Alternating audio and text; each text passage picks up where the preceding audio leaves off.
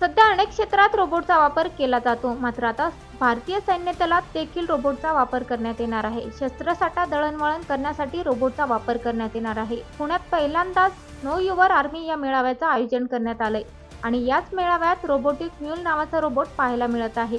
Gun fire करण्यापासून तर उंच डोंगर सर करण्यापर्यंत हा रोबोट सगळं काम करतो.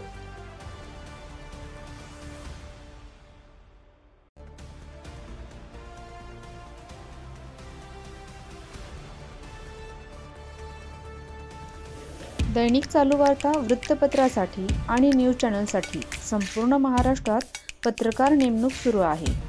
आपण इच्छुक असाल तर खालील दिलेल्या नंबरवर कॉल किंवा व्हॉट्सअपवर मेसेज करा. छोट्या जाहिराती मोठा फायदा.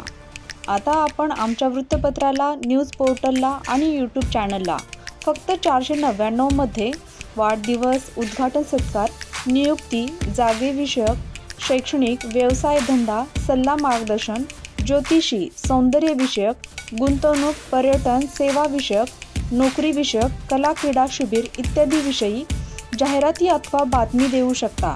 अधिक माहितीसाठी बॅनरवरती दिलेल्या नंबरवरती कॉल करा. धन्यवाद.